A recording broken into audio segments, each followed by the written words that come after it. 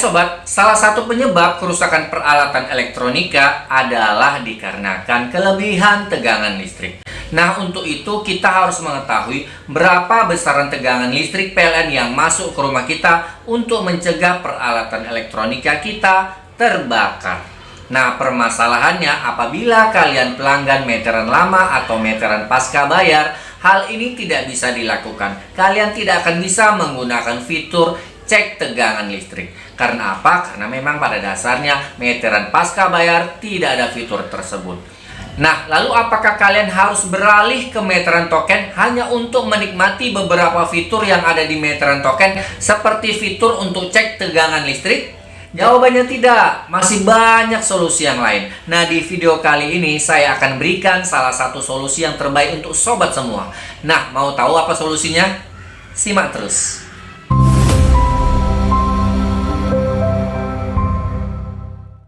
Memang benar ya sobat, kalau yang namanya meteran token itu jauh lebih canggih dari meteran biasa atau meteran pasca bayar. Karena meteran token itu punya fitur-fitur canggih seperti mengecek tegangan listrik, mengecek konsumsi daya peralatan listrik, dan lain-lain. Nah, tapi ada beberapa hal yang tidak bisa dilakukan meteran token. Dan salah satunya adalah kemampuan untuk memprediksi atau menghitung secara estimasi berapa total biaya yang akan kalian keluarkan untuk sebuah peralatan elektronik selama sebulan. Nah, itu meteran token belum bisa melakukannya. Nah, lalu harus bagaimana? Nah, untuk itu kalian harus menggunakan alat tambahan berupa alat ukur berbasis digital. Memang ada peralatan ukur seperti itu, Om. Ada. Zaman sekarang sudah banyak sekali alat ukur berbasis digital yang mampu memberikan informasi tadi yang seperti saya sebut. Mampu memberikan informasi berapa tegangan listrik yang masuk, mampu memberikan informasi berapa jumlah daya yang dikonsumsi peralatan listrik, dan mampu memberikan estimasi berapa jumlah taksiran biaya listrik per bulan untuk sebuah peralatan. Nah, itu bisa. Dan peralatan ukur tersebut banyak sekali. Nah, mau tahu peralatan ukur tersebut apa-apa saja? Silahkan lihat yang ada di sini. Oh, tapi tunggu dulu. Nah, peralatan yang ada di sini tidak akan saya rekomendasikan kepada kalian.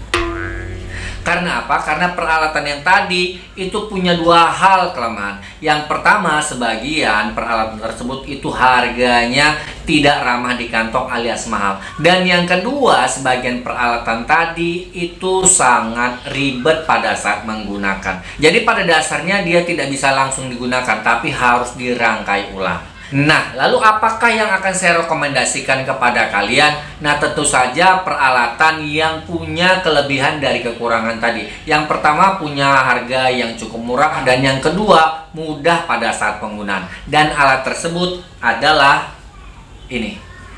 Nah, mungkin sudah kalian perhatikan sedari tadi ya. Nah, inilah peralatan yang saya maksud. Om, ini iklannya. Ini tidak, ini bukan iklan. Dan pada saat video ini dibuat, saya tidak terikat pada pihak manapun. Nah, alat ini sangat cocok digunakan untuk kalian para pelanggan meteran lama atau meteran pasca bayar yang ingin mendapatkan informasi seperti yang saya sebutkan tadi.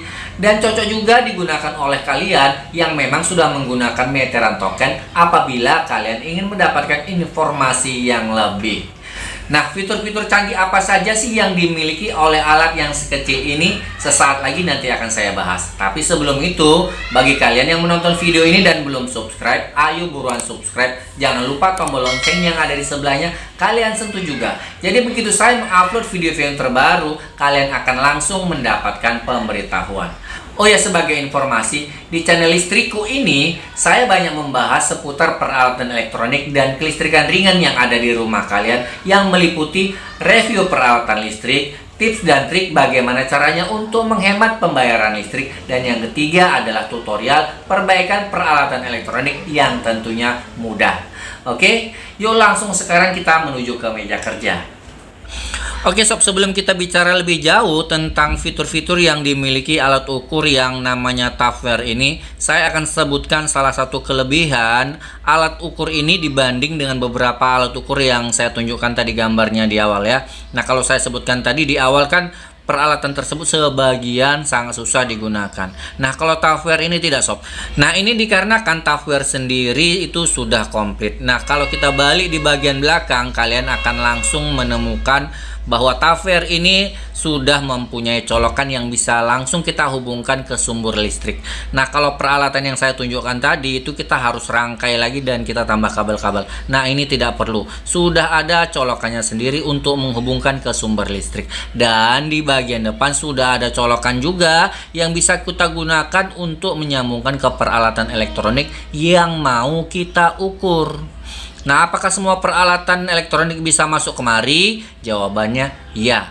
AC AC juga bisa. Dan batas penggunaan yang bisa diterima itu kalau kita baca keterangannya sampai dengan 3000-an watt. Jadi lumayan besar ya batasnya.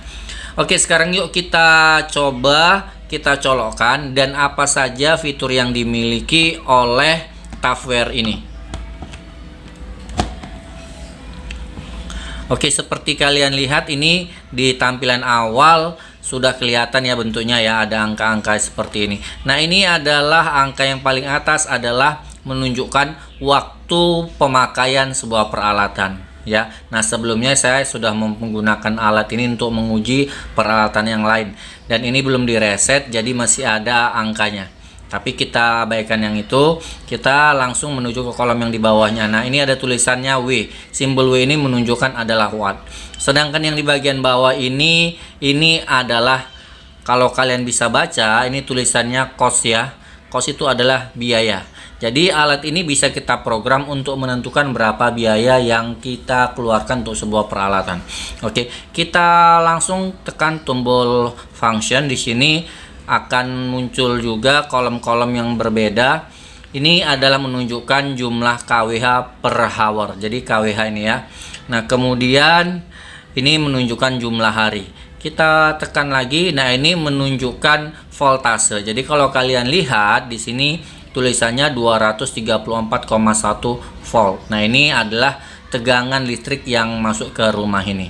Kemudian di bawahnya itu ada tulisan 50 Hz, itu adalah frekuensi dalam denyut listrik yang beredar sekarang.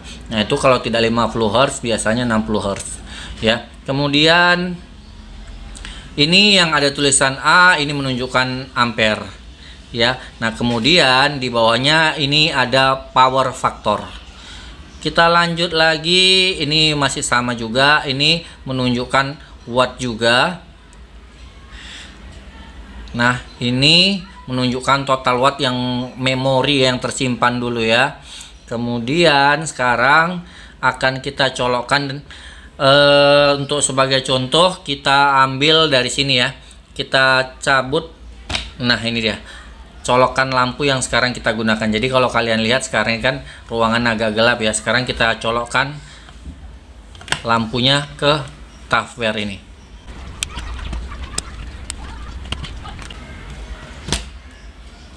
Nah, seperti ini kalian lihat ya.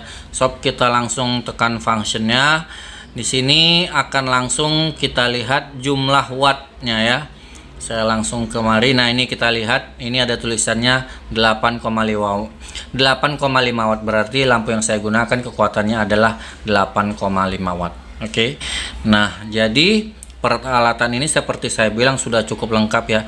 Dia bisa menghitung akumulasi watt, merubahnya langsung ke dalam kWh, dan apabila kita masukkan hitungan angkanya, dia langsung bisa memprediksi kira-kira ini pemakaiannya jumlahnya itu berapa ya, melalui kolom yang ada di bawah ini.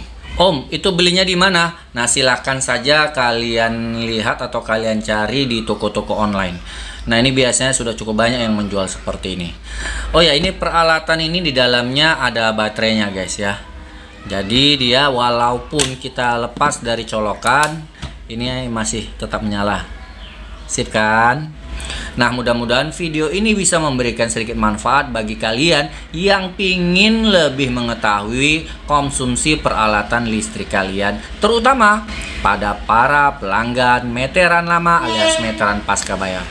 Jumpa lagi kita di video berikutnya. Wassalam. Ini tadi agak susah loh masukin colokannya, mungkin karena masih baru tuh ya.